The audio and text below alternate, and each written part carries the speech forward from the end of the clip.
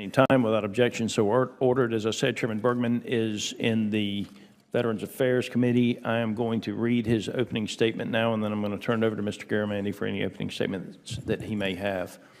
I want to thank all of our witnesses for being here today to discuss the current state of our military readiness. Overall, the time is upon us to take credible steps in the Indo-PACOM area to deter future conflict. China's ever-expanding military efforts threaten the Indo-PACOM nations and destabilize the global norm. While I'm pleased that we took the first step toward addressing these Indo-PACOM threats in our reconciliation efforts last week, we need to be particularly critical of our existing forces and their troubling readiness levels. Aviation readiness, for example, has our aviation forces especially problematic. If we have 100 aircraft, but half the inventory is not available because of lack of parts, maintenance, or personnel, we have really pushed forward in changing the overall readiness? We need to significantly reform our approach to ensure our forces are not only ready in the next decade, but more importantly, ready in the next year. As to the Army, I'm particularly concerned about their Indo-PACOM response. Efforts to reduce Army watercraft and lack of modernization of our ship-to-shore capabilities are specifically troubling. Additionally, the Army has significant Guard and Reserve mobilization concerns. We need to substantially improve manning, training, and material readiness of these forces and expand efforts to provide joint logistics to further deter future conflict. As to the Navy, we need to quickly reduce the 22,000 sailor shortage in our fleet, and we need to get our ships out of dry dock. Our inability to construct and maintain our submarine force is a national and international imperative. With our Air Force, it's hard to be a deterrent force when the overall aviation force structure will be diminished by almost 400 aircraft over the next 5 years. When this reduction is compounded with the reduced mission-capable rates endemic across the enterprise, we appear to be going in the wrong direction. As to the Space Force, we find that their mission effectiveness is especially sensitive to their infrastructure readiness, and their military manpower shortage puts significant strain on a small but motivated cadre of Guardians. We need to ensure infrastructure redundancy is available with the right Guardians to ensure mission success. And finally, my Marine Corps. At the heart of this amphibious ship conundrum is the Navy's inability to adequately support the amphibious force structure and their own assessment that 16 of the 32 amphibious ships are in unsatisfactory condition.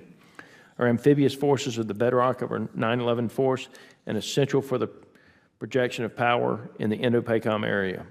We need to realize the 80% surge-ready vision for the entire fleet, including our amphibious forces. To all of our witnesses, it is obvious that we all have much work to do.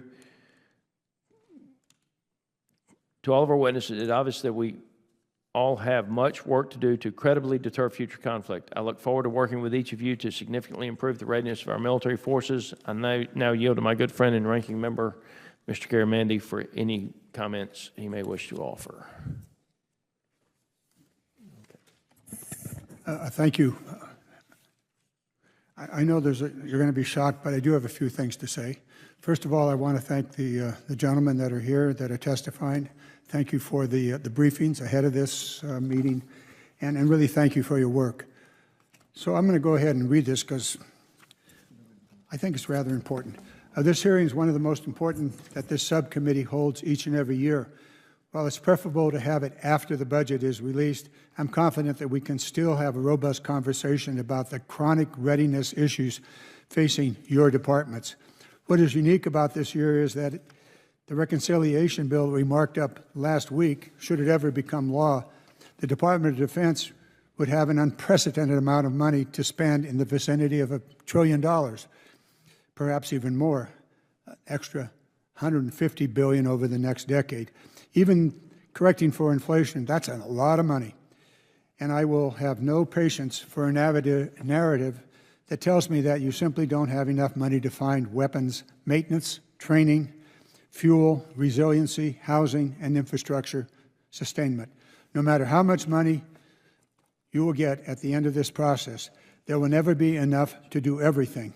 Certainly not the cost of the major weapons programs as they are currently in the pipeline and as they are currently expected to cost. But if we keep sacrificing sustainment on the altar of new and shiny, it's your and our service members who are going to pay the price. But this is a discussion for the next year at this time. I want to talk about readiness and what it means now. We're in a moment where each of you is being asked to balance our past, present, and future sustainment needs. These witnesses know more than most that we are sustaining buildings and weapons and platforms far beyond their service life. And we must ensure that we have the parts, the people, and the equipment to continue that sustainment. We do not have it now. Earlier in this year, we heard from the GAO that you are still struggling to meet your own sustainment goals in almost every platform, whether it's ground, air, or naval vessels. And we just heard from the chairman about naval vessels. When I travel abroad, I hear the challenges our warfighters have in getting the parts they need to keep these platforms flying. We euphemistically call these systems legacy systems. But these are the platforms our soldiers, our sailors, and airmen and Marines will use if we fight tonight. And it's our duty to ensure that we continue to sustain them while those platforms remain in service. We have not done a good job, neither us in Congress nor you in your departments. When we talk about sustainment in the present, I think about my favorite platform, the F-35. We as Congress need to work with you to ensure that we have the data rights, Anybody listening out there from the private sector? The parts and the infrastructure to allow your maintainers, or as it presently is for some, the contract maintainers, to fix this incredibly expensive and presently underperforming platform. We cannot afford to fall behind on holding the contractors accountable to this nation's national security needs just so they can have an extra pretty penny. And I challenge us, particularly those of us on this committee, that this is our problem as well as the gentleman before us. That brings me to the need to focus on sustainment in the future. The Army. Well, you made a big announcement this last week about your efforts to modernize and transform.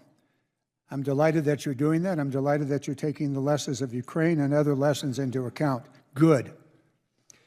And while I'm sure that we're going to argue about the details, I applaud that effort to modernize, to innovate, and to free all of us from the burdensome procurement processes that too often are used to buy new weapon systems that are often too expensive, too hard to sustain, and late to need.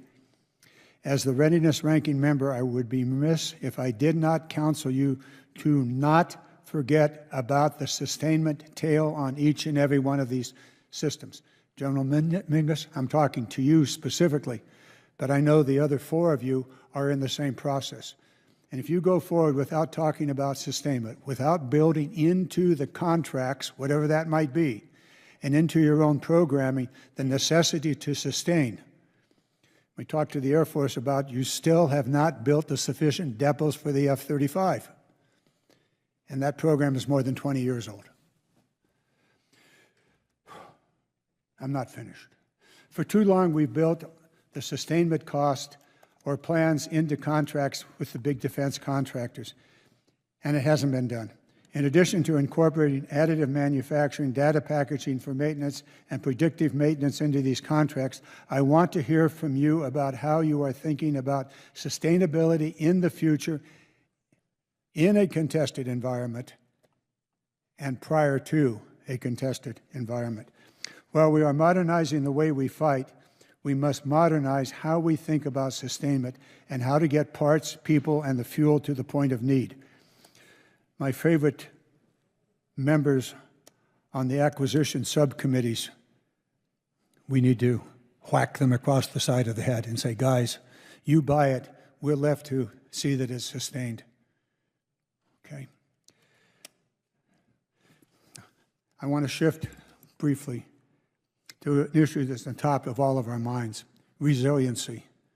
This subcommittee, when I was chairman, and then later when Michael Walsh was chairman, we took resiliency seriously, and we had plenty of examples. Earthquake at China Lake, several $billion. Air Force bases on the coast in Florida, $5 billion.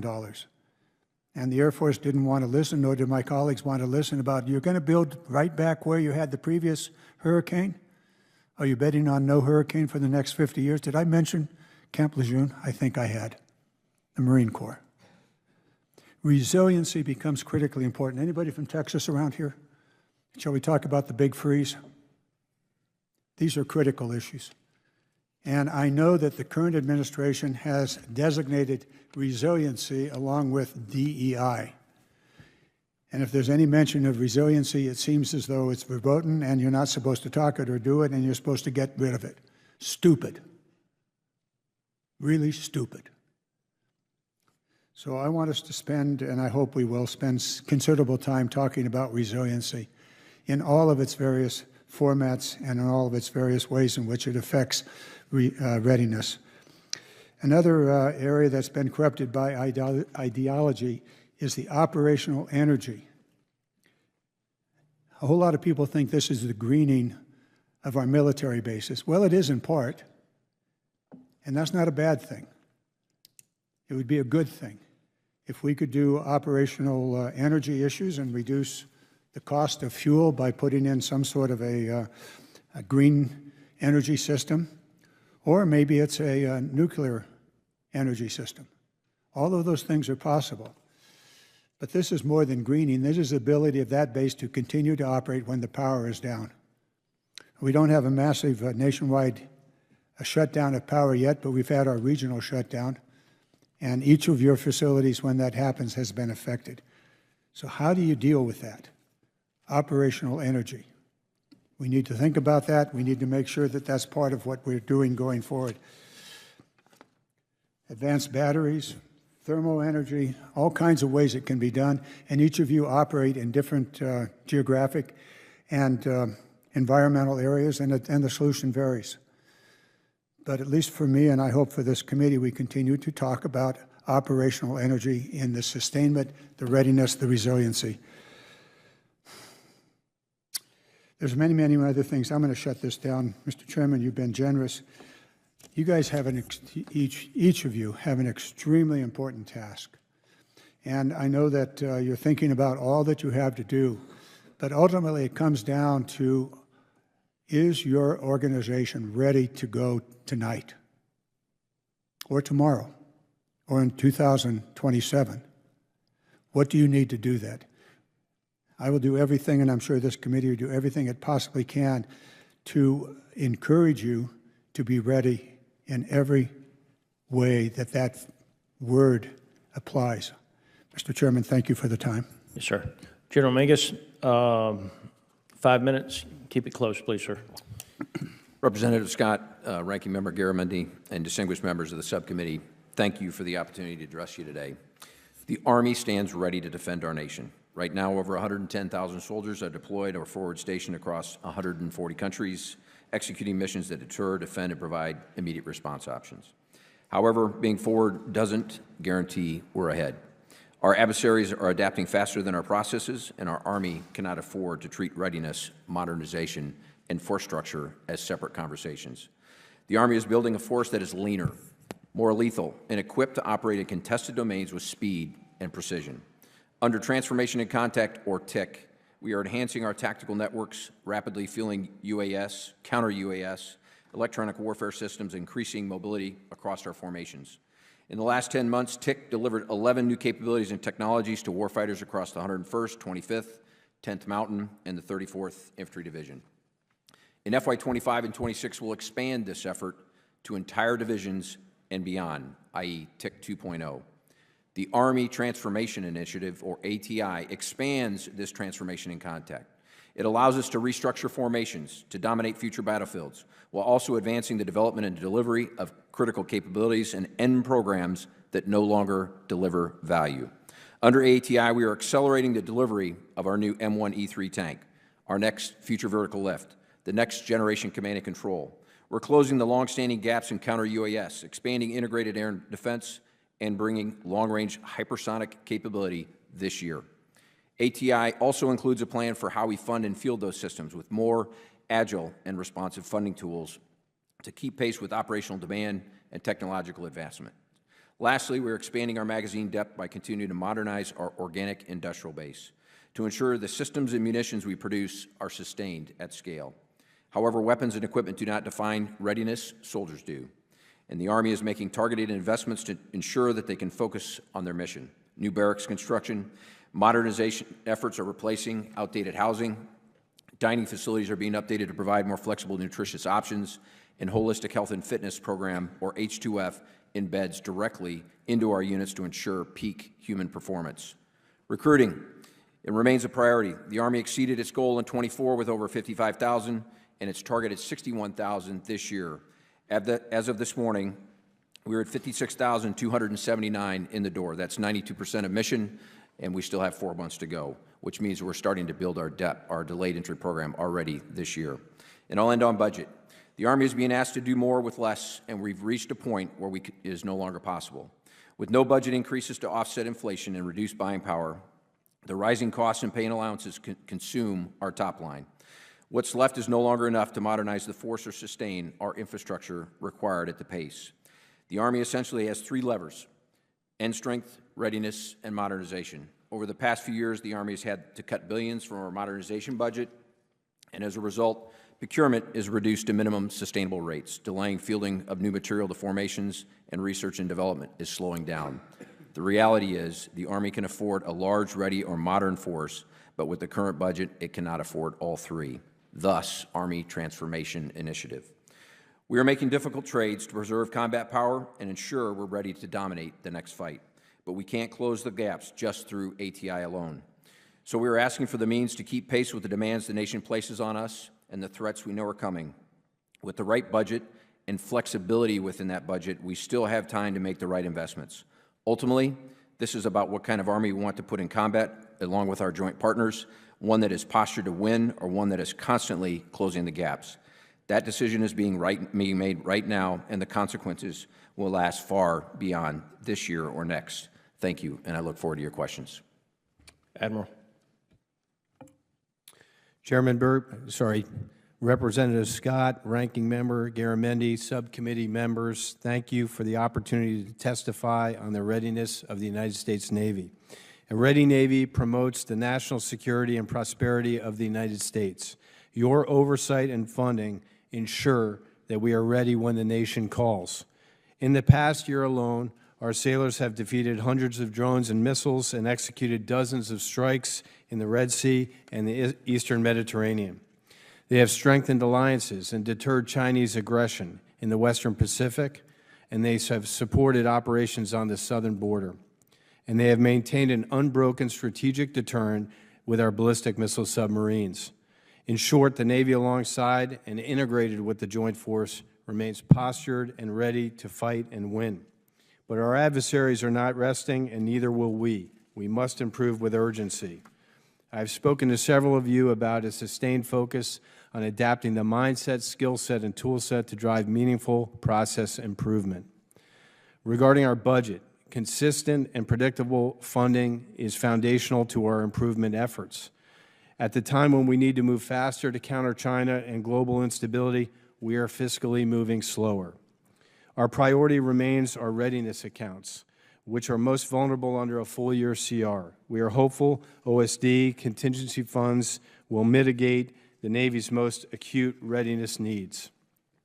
Despite these challenges, our Navy will maintain ready platforms, people, and infrastructure. We set an ambitious goal to make 80% of our ships, submarines, and aircraft combat surge ready by January 1st, 2027. To do that, we are reducing maintenance delays and improving manning, training, modernization, and sustainment. We are seeing progress. In the last year, we increased surface ship depot maintenance from 41% on-time completion to 68%. Unfortunately, this progress is not consistent across all platforms. I am not satisfied with amphibious ship maintenance.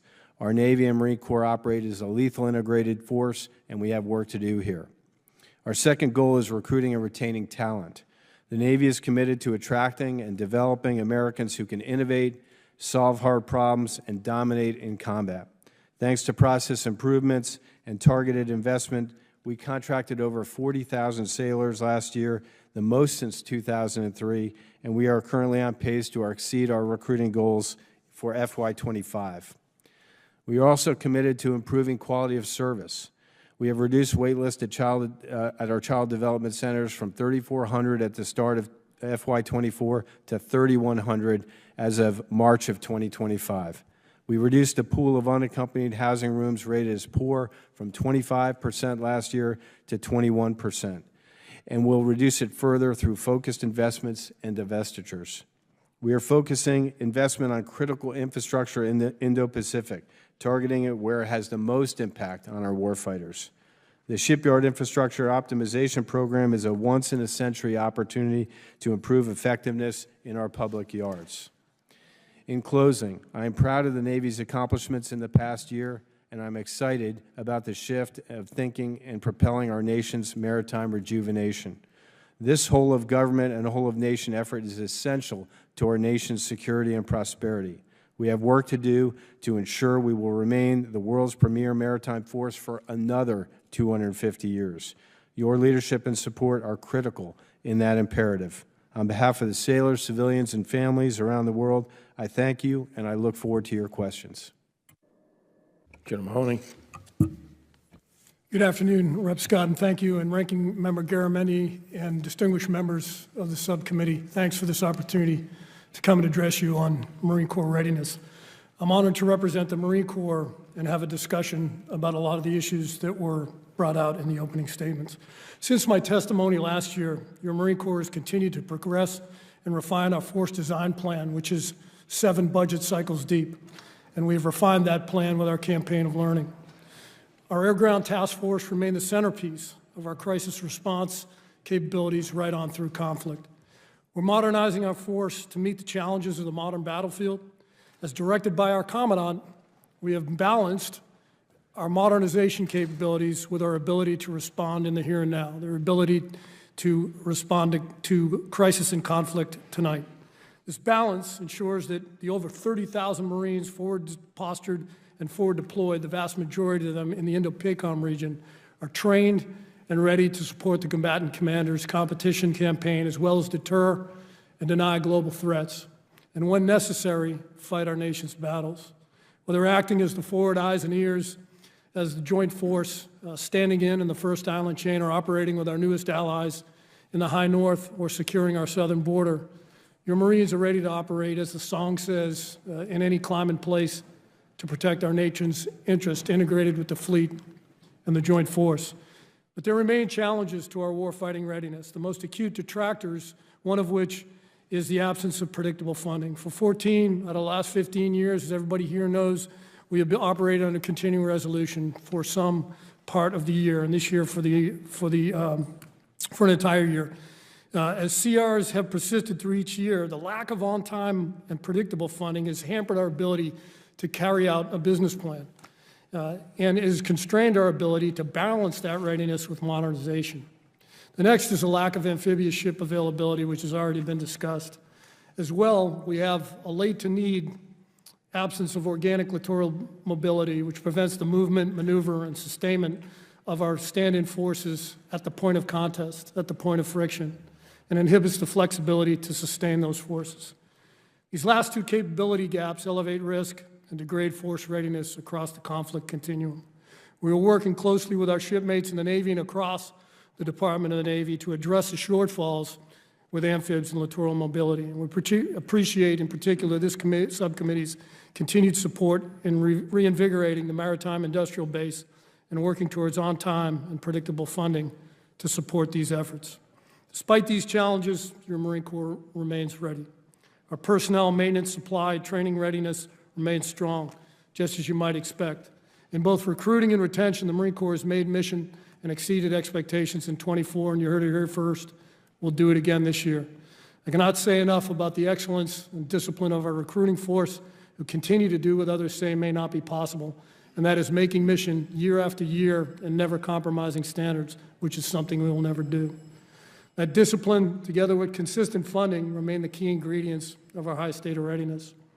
Our unprecedented second unmodified audit opinion is evidence of this discipline, and I can tell you from firsthand experience, this was no small undertaking. And you also heard it here first. We'll get the hat trick this year in a clean opinion. With your support for resources, we will work to restore the state of our barracks to a state that our Marines and sailors deserve. The Marine Corps is appreciative of the continued congressional assistance and support of the Commandant's priorities, which are creating an enduring total force readiness. With your advocacy, we'll sustain our current and future readiness to maintain the honor of being first to fight. I appreciate your attention. I'm happy to answer your questions. General Spain. Representative Scott, Ranking Member Garamendi, and members of the subcommittee, like the others, I thank you for the opportunity this hearing provides to talk about the elements of readiness for the Air Force. The four primary pillars being parts and supply, people, flying and training, and current infrastructure.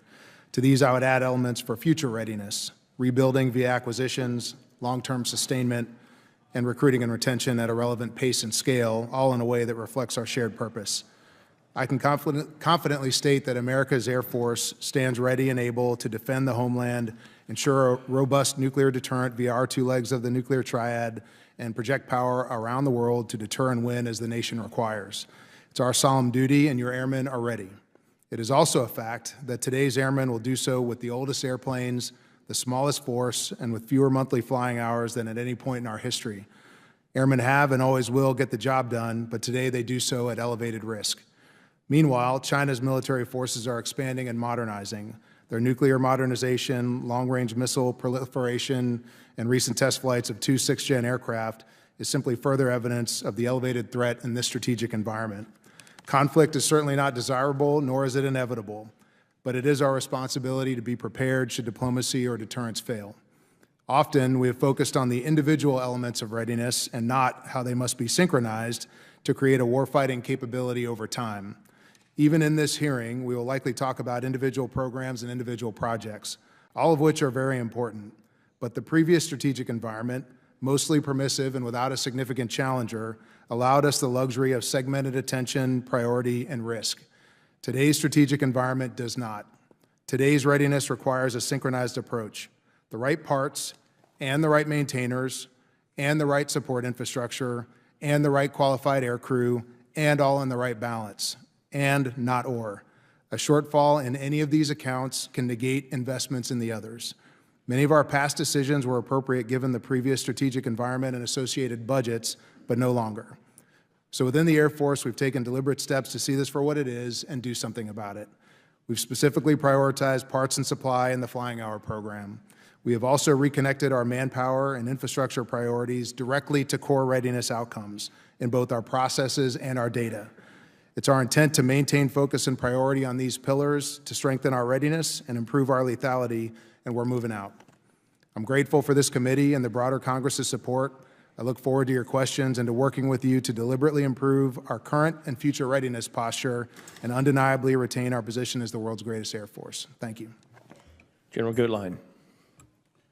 Thank you, Representative Scott, Ranking Member Garamendi, and all the distinguished members of this subcommittee for allowing me the opportunity to discuss the United States Space Force with you and with the American people today. The Space Force underpins our nation's capabilities within the joint force, within our economy, and within society as a whole.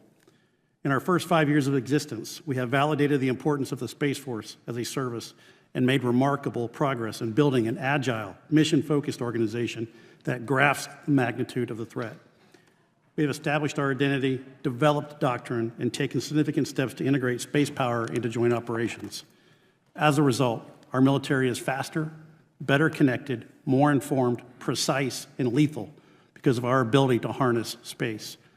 The world's use of space is growing at an accelerating rate, and as access to and use of space grows, the strategic landscape in space is becoming increasingly complex and perilous, even compared to our other warfighting domains. Our competitors are jamming GPS signals, spoofing and disrupting satellite communications, and developing advanced anti-satellite weapons. Unfortunately, these unsafe and unprofessional behaviors have become the norm rather than the exception. They create an increasingly hostile environment for the space domain capabilities essential to our security and prosperity, and put at risk the continued freedoms to which we have become accustomed. To meet these challenges, the Space Force is accelerating our transformation as a warfighting service through our theory of success, competitive endurance, Competitive endurance is the bedrock of our ability to deter and, if necessary, defeat our adversaries. This approach ensures we avoid operational surprise, deny first mover advantage, and engage in responsible counterspace campaigning, all of which result in bolstering the deterrence of attacks against U.S. interests. An essential requirement supporting competitive endurance is Guardian development. We are focused on purpose-built training to meet the unique needs of the United States Space Force. Our Guardians are dedicated professionals, and we must ensure they have the necessary training, the resources, and unwavering commitment to continue to serve and face these threats head-on. At only 3% of the budget and 1% of the personnel, the Space Force offers an immense value proposition for our nation.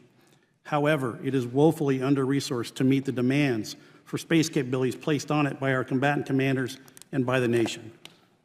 We must increase investments to deter the threat and, if necessary, decisively defeat challenges to U.S. superiority. The strategic choices we make today will determine whether space remains a domain for peace and progress or becomes a contested battleground for future conflict. Achieving this vision requires a shared commitment to providing the Space Force with the resources, the authorities, and the support necessary to meet the growing challenges of the space warfighting domain. On behalf of all Guardians and their families, thank you for your support and resolute commitment to ensuring the Space Force remains a cornerstone of joint force lethality and protecting the American way of life.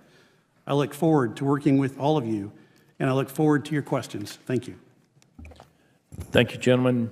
We're now going to move to questions. I'm going to stay on the clock. The ranking member has agreed to stay on the clock, and we're going to keep others on the clock as well so that we can get to everybody's questions. I'm going to start with you, General Mingus. In the U.S. Army 18X, I don't need a long statement on this, but obviously this is a great way to get the right people, both high school and college athletes who typically have better grades or in better shape than average, into our pipeline. You've heard my concerns in that if you're an athlete, especially if you're a D1 athlete, you've probably got some injuries in your past, and my concern is the Genesis program disqualifying people from service under the 18X program. Can you speak to how we would improve the MEPS review process to enable more of these athletes with minor recoverable injuries into the 18X program? Yes, sir. First of all, we're exceeding expectations this year for the 18X rate for the first time in several years. Second is talking to Lieutenant General Johnny Davis. He personally looks at every one of those that comes in through if it requires a waiver. And so it has his personal attention to make sure that, because I've heard the horror stories too. My son just went through it going into the Coast Guard for a rowing injury. And so we are very cognizant of the fact that we've got some great athletes out there that may have had a bump or a bruise growing up that we need to take a hard look. So he is personally looking at every single one of those. Great. General Spain, General Guetlein, I want to come to spectrum. We talk about space a lot, but spectrum is something that we don't talk about that much. We cannot win the future wars without both the space capabilities and access to spectrum. Can you describe the operational impact to the Air Force of sharing or even potentially losing the spectrum in the 3.1 to 3.45 gigahertz range? Yes, sir. Thanks for the question, and appreciate the opportunity to talk on the spectrum issue. I think it's important to understand that virtually all of our radars exist in one of the necessary ranges of the spectrum that are critical for warfighting capability, whether that's sensing, sense-making, or target tracking. They exist in our airborne platforms and our ground-based radar platforms. We understand the demand from industry, and we understand the draw to those bands from industry and the profit potential there. But we need to study the impacts to warfighting readiness and training ability and our ability to test against advanced threats within those domains as well. Representative, the electromagnetic spectrum superiority is foundational to the way we achieve military superiority. We have spent decades building capabilities in those spectrums that you've talked about, whether that be our radars, our deep space radars, our strategic communications, et cetera. They would take decades, if not longer, and billions of dollars to replace those national capabilities that we rely on vitally every single day.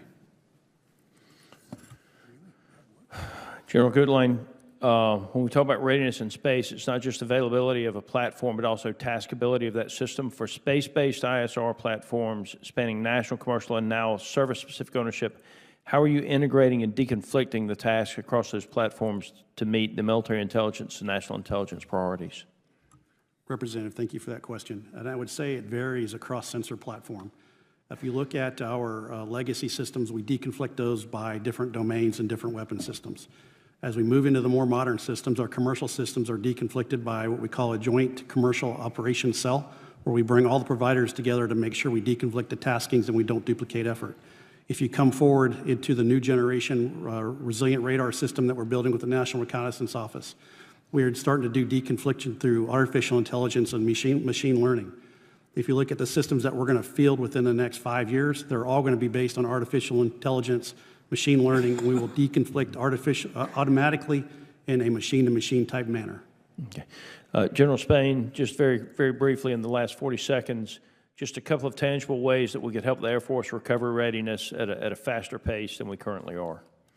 Yes, sir. Understanding the time restriction, the biggest thing is in sustainment, which was mentioned in some of the opening comments. Infusion into sustainment is going to pay the most immediate dividends for the services in our older and aging weapon systems. We appreciate any help on that front, and certainly a right to repair and the ability to fix our own airplanes as they get older would be very helpful. Thank you, sir. Thank you, gentlemen. Mr. Garamendi, 5 minutes. I'd like to follow up on all of what you said. I'm curious about deconfliction until the shit hits the fan. Then what happens? Is it really going to get deconflicted?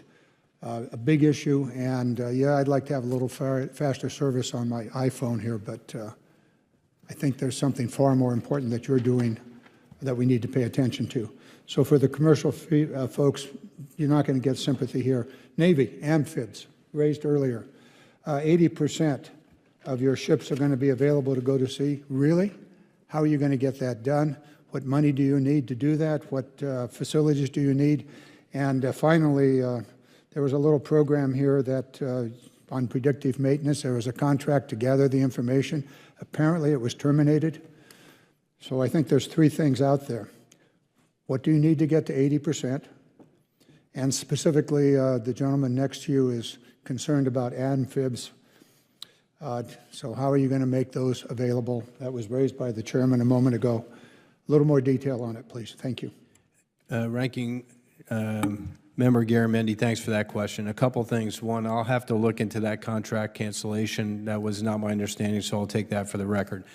A correction on 80% available ships. 80% combat surge ready ships that are not in a depot availability.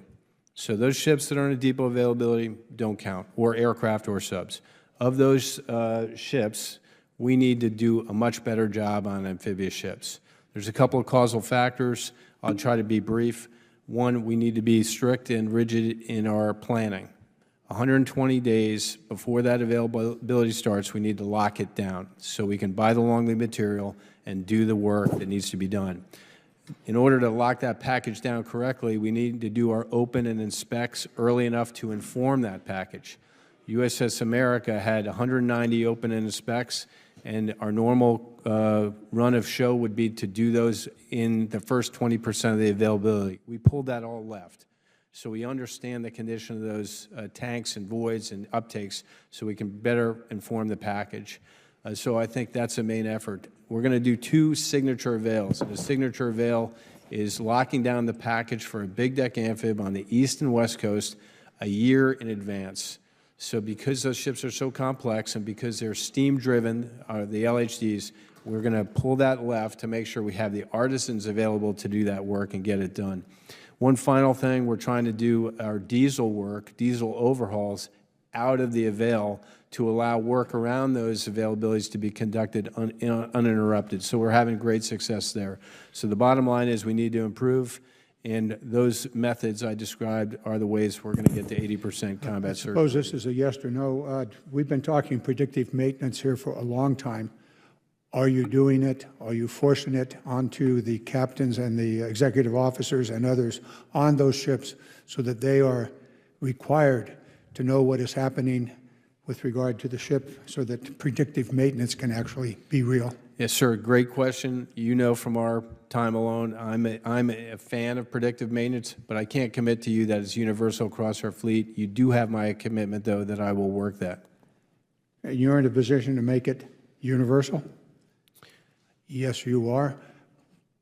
I would suggest that you push forward to get it done. Otherwise, I'm going to have another discussion with you. And this committee's been working on that for a long, long time. Amphibs, put that at the top of your list. General Mahoney has all been out of shape about not having enough amphibs, as he should be. B-21's coming online. I think that's an Air Force issue. Do you have a sustainment plan for the B-21? Yes, Member Garamendi, we do have a sustainment plan for the B-21. As you know, the B-21 program is one of our programs that is actually meeting its milestones on time, and the program's working very well. Thank you. Yes. I have not seen it. I don't believe this committee has seen the sustainment plan for the B-21. Please deliver it to us ASAP. We want to deal with that this year. We think that when you get a new platform, there better be a sustainment plan for that. General Mingus, you got a whole new set of platforms that you're buying. Do you have a sustainment plan for each and every one of those? Yes, sir, we do. Every time we bring in a new program, what we do is Please share that with the committee. yes, sir, we'll do. I yield back. Thank you. Gentleman's time has expired. Mr. Wilson. Thank you very much, Mr. Chairman. And indeed, it's so inspiring and humbling to be here with joint service with all of you. And really, I give credit to my wife. We're a joint service family. I served 31 years in the Army Guard, domestic service, and it meant so much to me. And then I'm really grateful. My oldest son, Alan, served for a year, field artillery in Iraq, and now he's a JAG officer still and Attorney General of South Carolina, thanks to Guard. And then I'm really grateful that my third son served, Julian, and as signal in Egypt and also on the southern border of Sinai. And then my fourth son was an engineer in Afghanistan, and I'm just grateful for that. And then we're joint service Navy. My number two son's a boat school graduate, 01, and served in Baghdad and also in Naples. And then I'm grateful our family previously represented Paris Island, so I feel like I adopted quite a few people. But my late father-in-law received the Navy Cross as Marine service at Okinawa, so over and over. And then Air Force, I'll claim you. My dad served in the Flying Tigers and to liberate China. And I'm just grateful for his service. And I've got a nephew who is serving in the Air Force currently at the Pentagon, Allen Heritage. So over and over. And one day we'll claim Space Force. But again, just looking at you, just again, thank you for your service for American families. And I believe, sadly, we're in a conflict that we didn't choose between democracies with rule of law and dictators with rule of gun. The strength of our military and posture around the world is so important to be a deterrence and keep American families safe while supporting our allies. America must support and ensure President Trump's direction to promote peace through strength around the world to counter the ambitions of war criminal Putin, who began this war, and the Chinese Communist Party, along with the developing nuclear threat of Iran. General Mingus, in March 2025, the Army issued a stop work order on all assure preposition stocks maintenance and outfitting and permanent downloading and decommissioning of the Army's only preposition stocks is pending decision by the Secretary of Defense. In your written statement, you said that, quote, preposition stock provide a strategic advantage in rapid response, end of quote. If the decommissioning of the Army preposition stocks, what is the Army doing to ensure we don't have a gap in the contingency response assets for our combatant commanders? Sir, we are doing a worldwide review of all of our preposition stock. As you know, with this administration, they're reviewing all the major O plans, which those pre-position stocks are inextricably tied to. The only one that, and this may be where the mix-up may have been, APS-3, which is our afloat stock. We are going to bring that ashore, refurb it, and actually put it into the theater where it is most needed in Indo-PACOM. And so we will go back. So it was not a stop. We continue to move our APS forward. Hey, I'm glad you even mentioned Indo-PACOM. It used to be PACOM. But I want to give President Donald Trump credit for actually promoting Indo-PACOM, how important it is that we work with India as the world's largest democracy. So I'm glad you referenced that.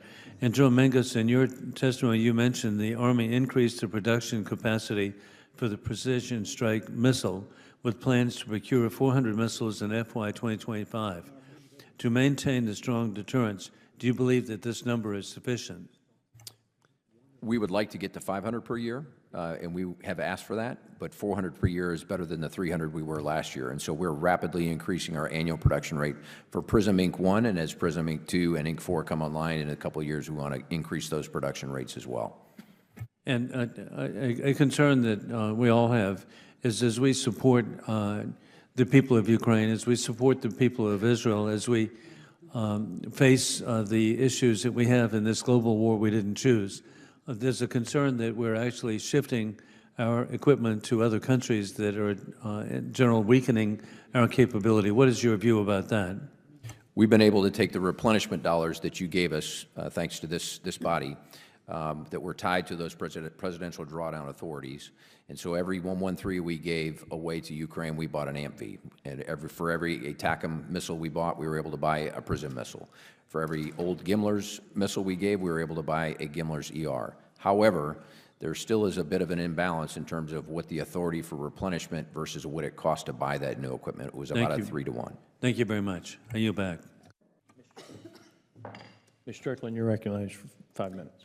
Thank you, Chairman Bergman and Ranking Member Garamendi. I represent Joint Base Lewis McChord, home to tens of thousands of active duty members and their families, and it's also the military's primary power projection platform into the Indo-Pacific. The base hosts 1/3 of the strategic C-17 airlift fleet and critical Army warfighting units, including First Corps, Rangers, Special Forces, and multi-domain task forces. The Army's recently unveiled transformation initiative directs the elimination, consolidation, and divestment of equipment and entire units. For example, combat aviation brigades are projected to each lose an air cavalry squadron. General Mingus, I want to learn more about how the Army's transformation initiative will affect Joint Base Lewis McChord and the critical capabilities the base provides. What units stationed at JBLM are slated to be cut? What's the time horizon to begin implementation? And what benefits will this bring to warfighting capabilities in the Indo-Pacific? So the state-by-state details, we are still working through that, but your point about the aviation brigades, in our modeling and simulation, even against the worst O plan, we have enough Apaches in our attack squadrons minus the cavalry squadrons to execute those plans. Our master plan, because we have multiple variants of the Apache, both the Delta and the Echo model, we want a pure fleet to the Echo model of the Apaches, which this transformation initiative allows us to do. Costs twice as much to fly a Delta as it does an Echo, and we will repurpose those cavalry squadrons to do other type unmanned activities, which are going to be much more survivable in the next fight. Thank you, General. I want to switch to another topic. So government efficiency is a good thing, one done thoughtfully and with a focus on service members and outcomes. The Army's transformation plan, which has been in the works since well before this administration started, shows promise.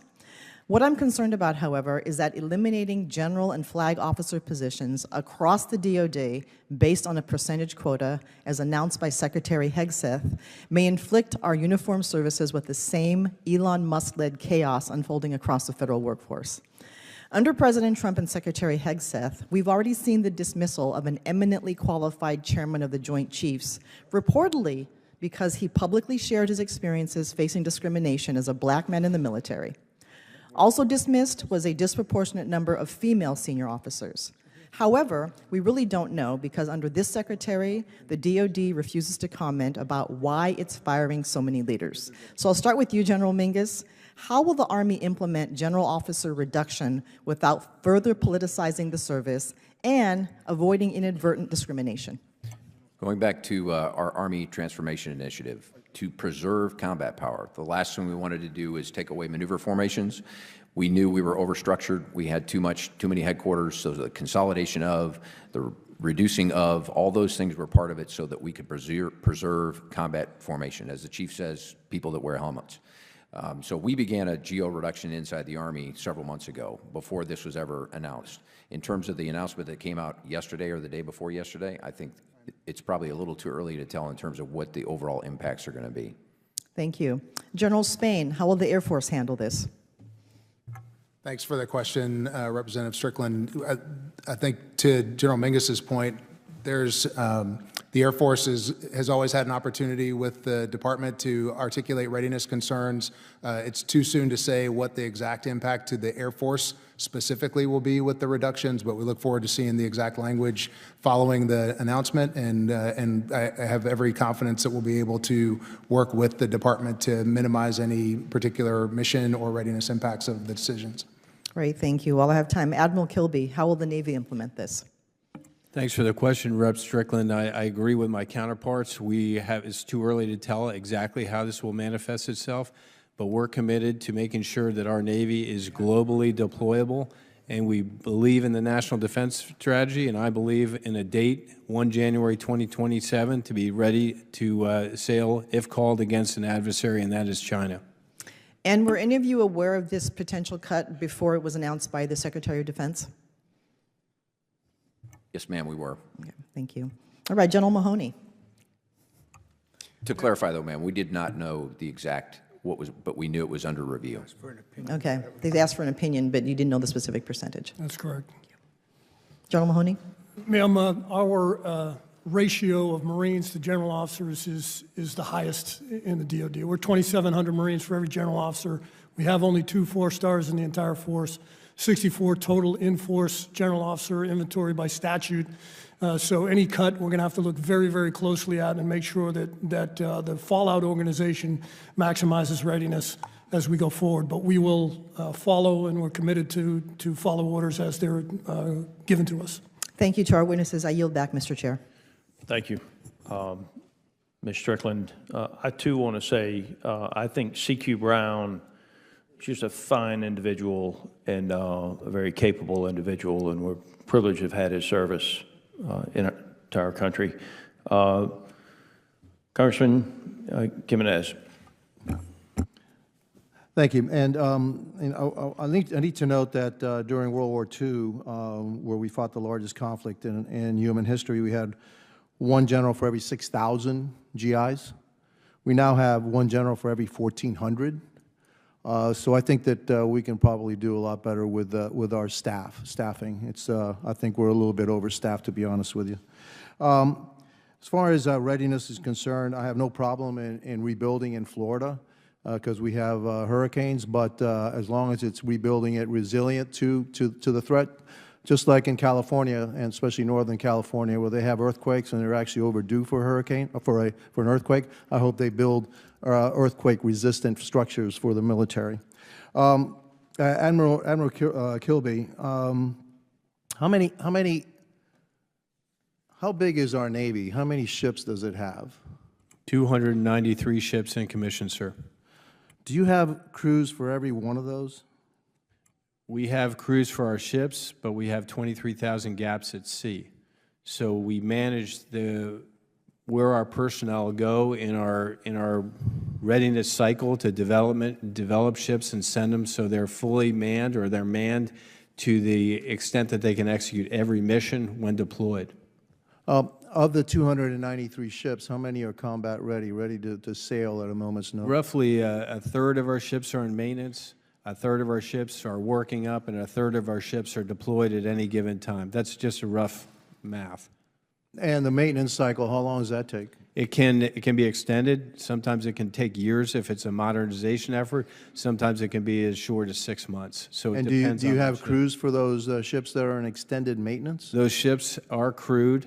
They may have a smaller percentage because of the work being done, and we'll use those other sailors to those ships that are working up in advanced workups or on deployment. So could we have if we have a conflict and we put out all the ships that we can, there may be warfighters that don't have a platform to get on? There will likely be ships in maintenance that are lesser manned than those ships that are forward deployed. Which means that there are warfighters that don't have a platform to get to go to the front. Well, I consider being in maintenance a war-fighting platform.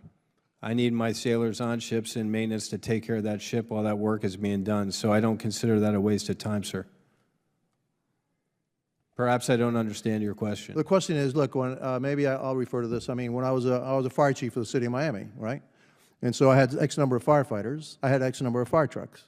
When a fire truck went to maintenance, I didn't say, well, that's it. You guys have nothing to do, all right? There's another truck over there you get on, and you're going to go back to work. Does the Navy have something like that or not? We do not. Our sailors stay with the ships when they go into maintenance because we take care of the ship. There's work we can do that's not in the work package to make sure that ship is being taken care of. Plus, they go to schools and they prepare for their next assignment. So just because ships go into maintenance, we don't take the crew off that ship.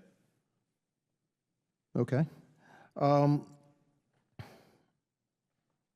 General Spain, we've had a reduction, or we're looking at a reduction of how many fighter aircraft in the Air Force in the next 5-10 years? General? Yes, sir. Yeah, how many? That is correct. So there are roughly 400, a little over 400 that we're planning to divest. As was mentioned in the opening statements, these are decisions to get rid of aging aircraft, as I talked about in my opening comments, in order to try to invest in newer aircraft with increased capability going forward. Is there any plan to replace them, or are we just going to have 400 fewer fighters and aircraft in the Air Force? Yes, sir. The strategy of divest to invest, as I've mentioned to many of you, is very easy to plan for divestitures. It's very difficult to plan for procurement. We do have plans to procure advanced capabilities in smaller numbers than the divestitures. Some of these aircraft are just aging and voting with their structures and the cost of maintaining the structures. And so the sooner we get the older aircraft off of our books and off our flight lines and into new capability, the better off for the Air Force. No, I agree with that assessment, but however, I'm concerned at reducing the number of fighters and aircraft in our inventory at a time when we're looking at increased threat. And I know that it's increased maintenance, but I'm not crazy about reducing our capability. So with that, my time is up, and I yield back. Mr. Kuda is recognized for 5 minutes. Thank you, Mr. Chair. Admiral Kilby, your written testimony discussed the importance of the submarine industrial base and the Navy's significant investments to add capability, capacity, and resiliency to the supply chain. You also noted the results at Pearl Harbor Naval Shipyard and its success in completing maintenance work on both the USS Hawaii and the USS Minnesota, which I visited last year. I believe that what makes Pearl Harbor Naval Shipyard so successful is its workforce, the hard-working civilian employees who do the work necessary to maintain, repair, and sustain these ships. Admiral Kilby, would you agree with that assessment? Rep. Takuda, thanks for that question. I would. I had personal experience in Pearl Harbor Naval Shipyard in 2004 when I took command of a destroyer, and it was not the same shipyard it is today. So there's a leadership thing happening at Pearl Harbor, an ownership of the task, an alignment from the top of the shipyard commander down to the workforce that I've not seen before, that I applaud. Thank you. Well, success is what we are committed to right now. And I'm sure you know that Secretary Hegseth provided critical exemptions for shipyard employees from some of this administration's policy on federal civilian employees, including the hiring freeze. At the same time, we have also heard that shipyards are having trouble onboarding new hires due to software issues, and new guidance is making it harder for shipyards to sustain the workforce that they need. More broadly, the challenging environment for federal civilian employees, including the rescission of collective bargaining protections, is also spreading fear and forcing shipyard workers to make tough choices about their futures. Admiral, the Navy has identified workforce development as a key line of effort for our submarine industrial base. What is the Navy doing now to help ensure that our shipyards, like Pearl Harbor, can continue to recruit and retain the workforce that they need? Rep. Takuda, you've hit it exactly. The shipyards are an area of focus in the Navy right now. There are 4 big shipyards, as you know: Norfolk Naval Shipyard, Portsmouth, Puget Sound, and Hawaii. We've had roughly 1,900 plus folks that have chosen to leave that service under the DRP program, and we're in the process now of analyzing whether direct or indirect labor, what trades those were affected by that, so we can rebalance and make sure the work continues. We do prize those workers. We do want them to feel valued, and we want them to stay on the job.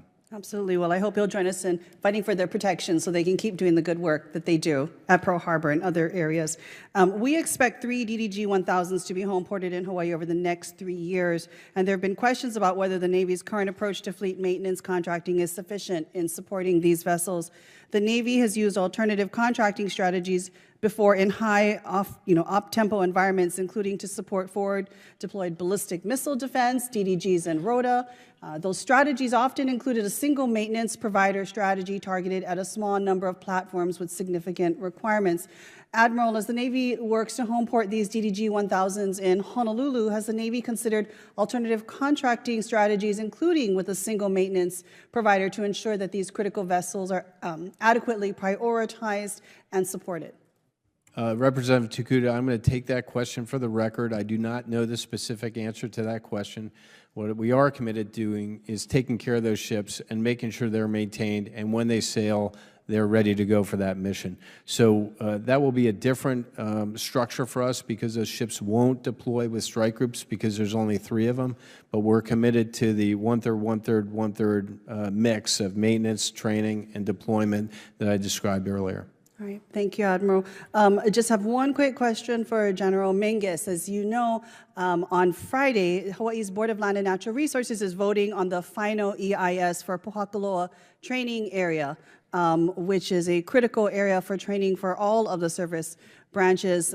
We have been hearing throughout the community some serious concerns. We do not know what's going to happen on Friday, but how committed is the Army to successfully looking at renegotiations for this area coming up in 2029, and what potential next steps is the Army looking at to meet the community halfway? Yes, ma'am. As you and I have talked a couple times on this, we're absolutely committed, and 29 is going to be here before tomorrow. The first environmental impact study is done. We're waiting on the second one that will be done for the Oahu later this summer. We are open to swaps, other means, and so as I've shown you the maps, that we're open to other negotiation tactics on this if this does not go the right way later this week. Thank you, General. As I've mentioned, a whole-of-government approach in terms of how we provide services back to the community in terms of benefits is something we need to be discussing. Thank you. Mr. Chair, I yield back. Thank you. Mr. Moreland, you're recognized for 5 minutes. Thank you, Mr. Chairman.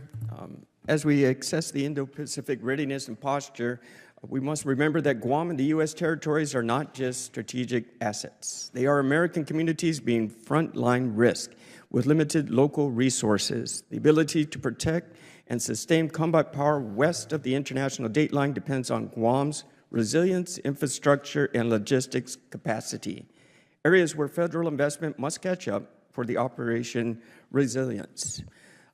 First question is for Admiral Kilby. Now, Guam is asked to shoulder national security burdens far beyond its economic capacity. The Department of Defense has historically pursued policies which support the island community.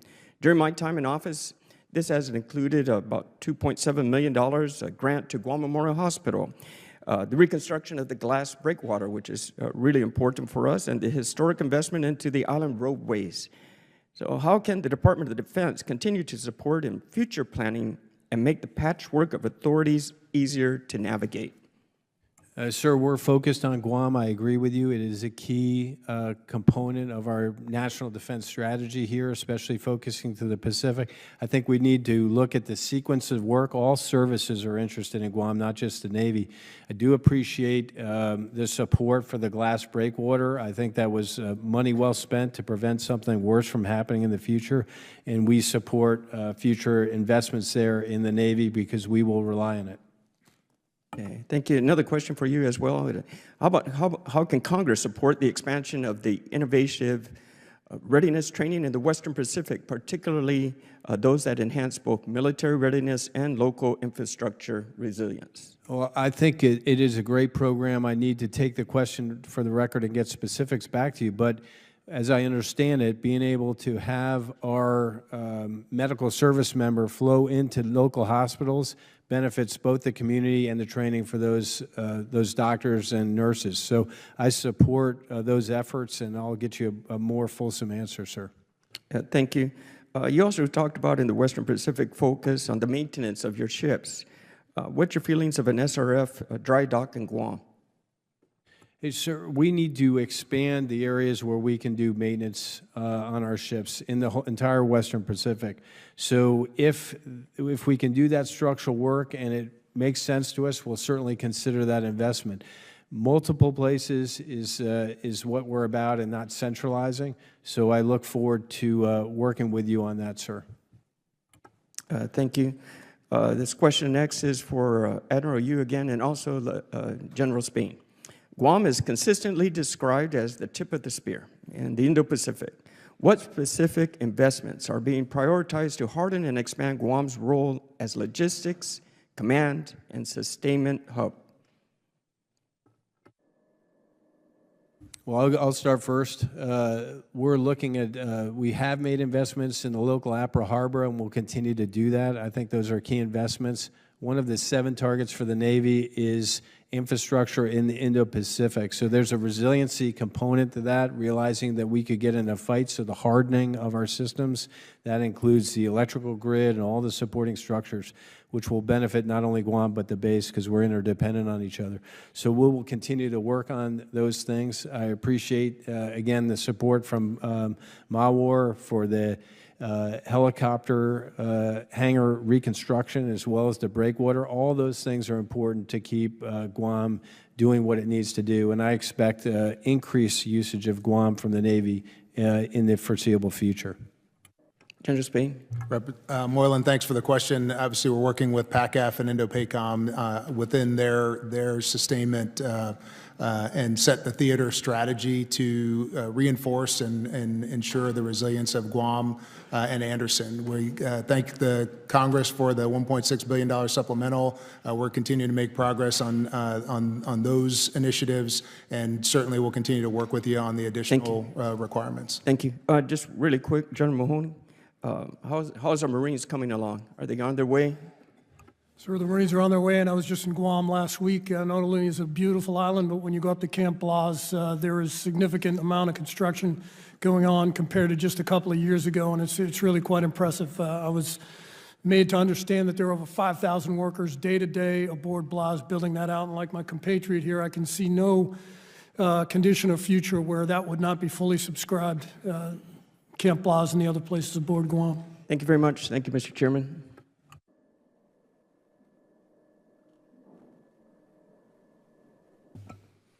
Mr. Sorensen, you're recognized for 5 minutes.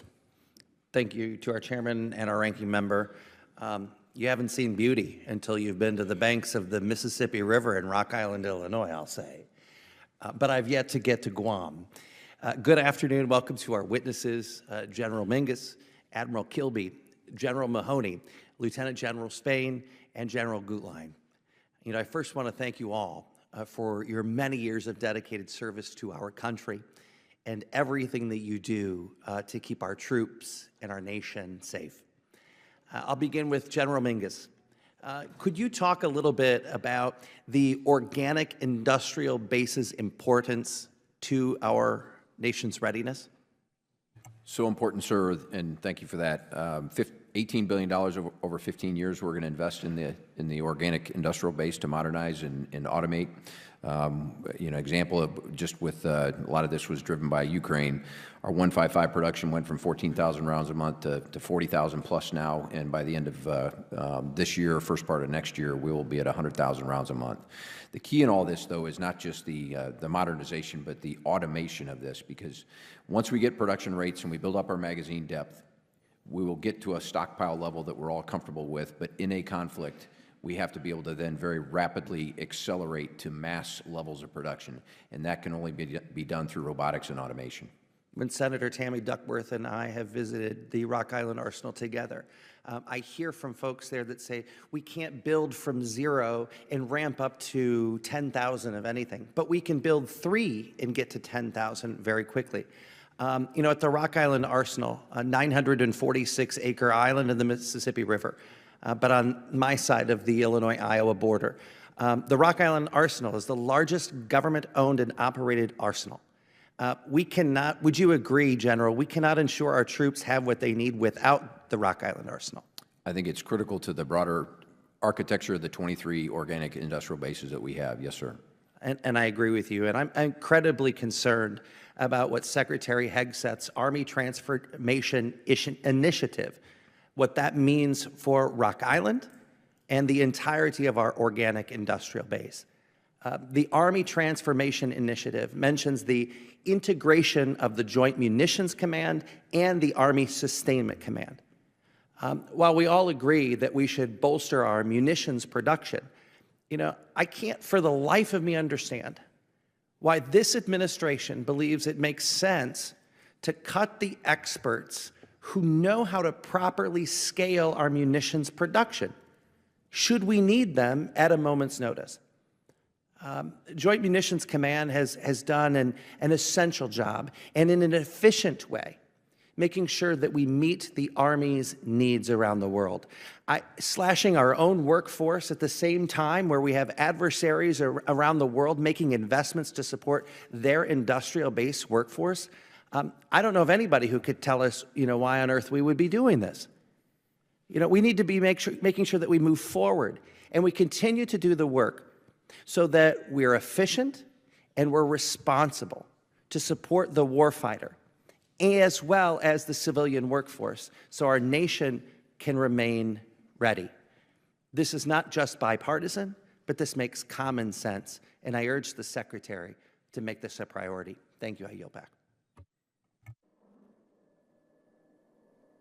Mr. Higgins, you're recognized for 5 minutes. Thank you, Mr. Chairman. Gentlemen, thank you all for being here. I'm an Army veteran. I was enlisted back in the 80s and the 90s. My father was a Navy pilot in World War II. And I'm just honored. I share the sentiments, I echo the sentiments of my colleague earlier that spoke. Just honored to address you and speak to the future of our beloved military and the protection of not just our republic, but freedom across the world. The sun does not set on the work that you gentlemen represent, the men and women in uniform that you represent here today. They're close to our heart. This committee is determined to do the right thing in every circumstance to support our war fighters. So I just want to say thank you for your stellar representation of all that is right and good, not just for our country, but for the world, each of you. Now, General Mingus, I got a bone to pick. Not really. We just have to make sure that our billeting is proper for our soldiers moving through Joint Readiness Training Center in Fort Johnson. You had stated in your testimony, right, every active component, brigade, combat team in the Army, except 3 infantry BCTs supporting the immediate response force, is scheduled to deploy in support of combatant command requirements. That was from your statements, General. Did these units all go through the Joint Readiness Training Center? at Fort Johnson? So we have 4 national training centers. One is the National Training Center at Fort Irwin, California, the one you referenced, the Joint Readiness Training Center in Louisiana, the Joint Pacific Multinational Training Center in Hawaii and in Alaska. Yes, sir. And then the one in Europe. So those brigade combat teams will go to all of those as a culminating event over time. That is correct. Yes, sir. And thank you for that answer. My office has been boots on the ground at Fort Johnson, and amazing chain of command, very responsive, super squared away. I commend them all. Is Army leadership aware of the condition of billeting for the troops that are moving through? Yes, sir, we are. And I personally stayed in the, as we call it, the Ruba. You're right. That's it, Ruba. But when I went to Ranger School in 1984, Colonel Tex Turner was the commander of that unit, and he used to talk about when he would sit and feel sorry for himself in the rice paddies of Vietnam. He would say, "This isn't as hard as Ranger School. We want our Crucible training event to be harder than combat, and so we got to make sure we don't gold plate as well." Yes, sir. No, I understand, and our soldiers are tough and by nature, so they can deal with it. But we have to work together to make sure we have proper billeting, because readiness is what we're discussing in this hearing today, and that's an important part. So thank you for your response to that, and I stand prepared to assist in any way with that endeavor to improve our billeting.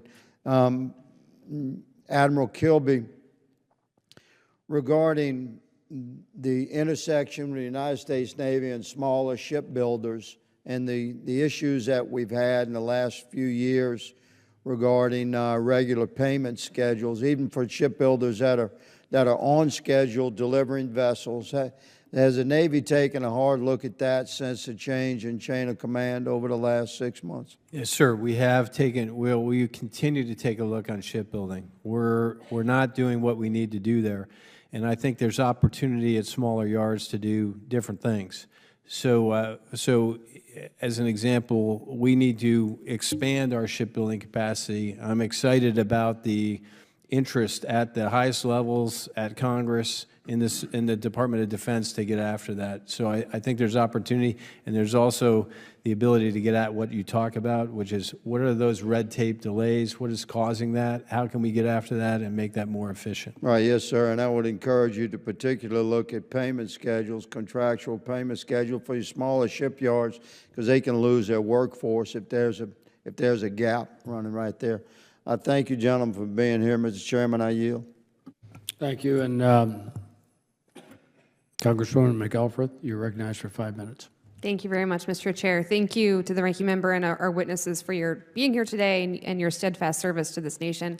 I do want to follow up on some of the opening remarks from the ranking member and focus my questions on increased rates of flooding, risks of severe storms, and frankly, the fragility of our energy grids as it all relates to security and readiness at our installations.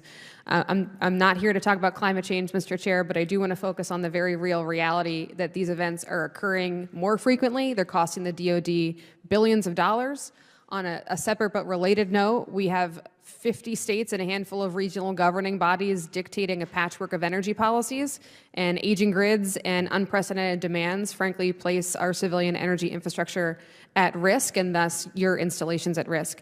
It's imperative that we have a degree of energy independence in order to literally keep the lights on and be ready to face any risks ahead. So I'm going to start with Admiral Kilby. Specific to the Navy, obviously sea level rise is a concern. Can you speak to how the Navy is working to mitigate the effects of these events, and then also what you need from this committee to prepare for what's ahead? Thank you for that question, Rep. Ellsworth. I'll just talk where, as I understand it, you're a member of the Naval Academy Board of Visitors. I was struck the last time I went there about the work that's being done around the crew house to make sure that water level rise doesn't keep doing what it's doing and impacting the columbarium and everything there. So I know the USNA specifically has a plan. We need to have the same plan at all our bases and do so at areas like Hampton Roads. So support for those efforts moving forward is important for us. Very succinct. I appreciate that.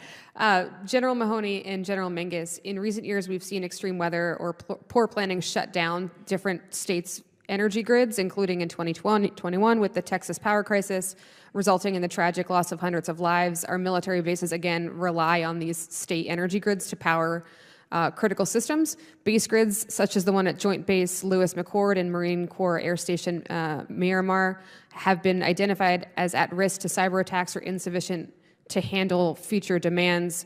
Generals, what's the Army and Marine Corps doing to address microgrid deficiencies on its bases? And how can, again, this committee be a part of the solution so that we can achieve some degree of energy independence for the sake of readiness? Ma'am, thanks. And you hit it right on the head with Miramar. I will say this, having been the commanding general there, that the microgrid is independent. It causes us to be able to separate from the SDG&E grid and provide our own power. In fact, it powered my flight line for tactical flight operations. So as much as it might be an environmental impact effort, it is also of high military value. Not only at Miramar, but we have microgrids at Yuma, at Parris Island, and at Camp Lejeune. As far as cyber hardening goes, I stood in the control room of Miramar, and they talked about how they are putting those protections back into the SCADA system so that the capability that you have is therefore protected, and we'll work that through the other microgrids that we have as well. And I'd be remiss if I didn't talk about the zero emissions base down at Albany, Georgia, rather, sorry. That is also not only an environmental gesture, but a military gesture to safeguard our energy resources. And ma'am, the only thing I'd add is, in addition to what Mo just said, is the redundancy associated with it, multiple paths, multiple means to include. And I think a lot of us are looking very seriously at the emerging technologies that relates to these micronuclear reactors, especially when you look at isolated places like Guetlein, Fairbanks, Alaska, that are 100% reliant on very fragile energy infrastructures. Can I take this further? I think because we have, again, certain bases and certain installations are doing it really well, but then we have others that are generating but not storing. What are some low-hanging fruit, or what lessons have you all learned from executing it right in certain places that this committee should reflect on as we move forward with the NDAA and budget? Beyond energy, every location is different. Colorado Springs, Fort Custer, Colorado, we've lost a good chunk of our combat aviation brigade there because of the microbursts and the hail that they have.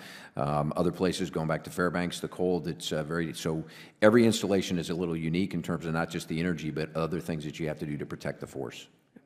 And the only thing I would add to that, that in every case, you have to have a positive relationship between the folks inside the gate, immediately outside the gate, and at the state and federal levels due to regulations, due to other encumbrances that might be upon you. That is key, or you won't get anywhere. I appreciate that, and I look forward to working with all of you on this issue. Thank you, Mr. Chair. I yield back.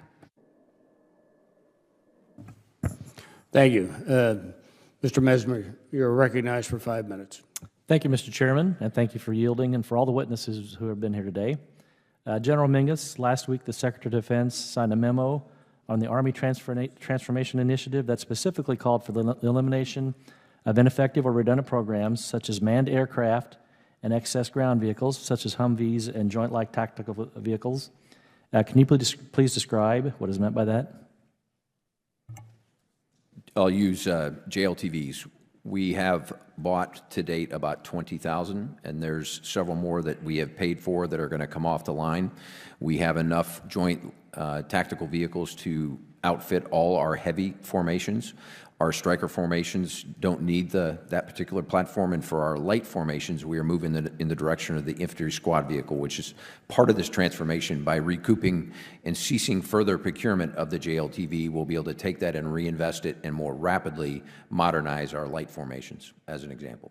Okay. If the Army's planning to shut down Humvee and JLTV production, is there a plan to sustain those vehicles' readiness, and for how long? There is a sustainment for both. We have over 100,000 Humvees in our formation. They are not going to go away overnight. They will divest over time. And it's not terminate either. It's cease, from an Army's perspective, future procurement. So the Marine Corps may elect to continue to buy the JLTV. There may be FMS foreign partners that may elect to buy it. But for us, to your specific question, we'll keep that sustainment and maintenance tail open. Would you think that foreign sales might be negatively impacted by the Army's decision to not use those vehicles in the future? We still think there's a lot of interested companies, so it's too early to tell what the impact would be to them. Okay. What are the armor capabilities of the ISVs, and how is the Army planning on keeping soldiers using ISVs safe in hostile environments, especially with increased use of drones in modern conflicts? When we rate a platform mobility, firepower, protection, and leadership, this was not designed to be a protected platform. I grew up in the days when I had to walk 12 miles and then hit an objective. Our future light formations are going to ride for 10 and walk for 2. It was not designed to be a fighting platform. It's a better boot, for lack of better terms, to give our light formations the agility and not move at 2.5 miles an hour. Okay. What would be the downward secondary effects on the defense industrial base if the production lines for Humvees and JLTVs were shut down without a comprehensive replacement? How would this affect second and third order supply base? And can you guarantee this will not have adverse effects on other critical programs? Like I said, the Humvee is a legacy platform that has been around for almost as long as I have been in the Army. We do not want to buy. We are going to cease procurement of Humvee. That does not preclude others from do that. Same thing with the JLTV. We have enough to sustain the heavy formations that it's needed in. As to other partners that want to continue and invest there, that is up to them. Okay. Have you considered how canceling these programs would affect National Guard units? That has been factored in, yes, sir. Okay. Also, General Mingus, my district holds a Crane Army ammunition activity, which holds about 25% of the DOD's conventional munitions. We've heard concerns about issues within the storage munitions and the poor handling of these storage units, leading to munition damage.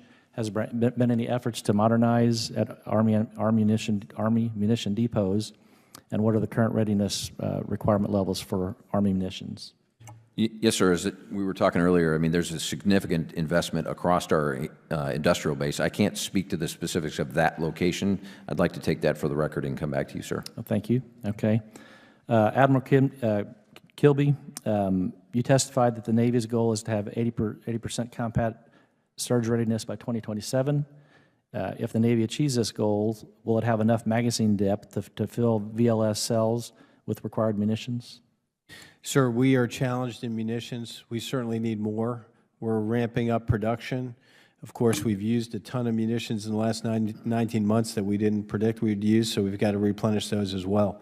So for a long time, the Navy procured at minimum sustaining rate, and we've changed that to we need to look at it, what's the maximum rate or what's the most effective rate we need to produce those weapons. We've made investments in Standard Missile 6, as an example, to go from 125 rounds to 300. That's a good investment. We need to stay on it. So just like we want to get our ships up more available, we want more available munitions for those ships. Okay. You also testified that if you were required to surge tomorrow, you could get 68% of the surface ships to sea. If you had to do that, would those ships have the magazine depth required to meet the O-plan requirements?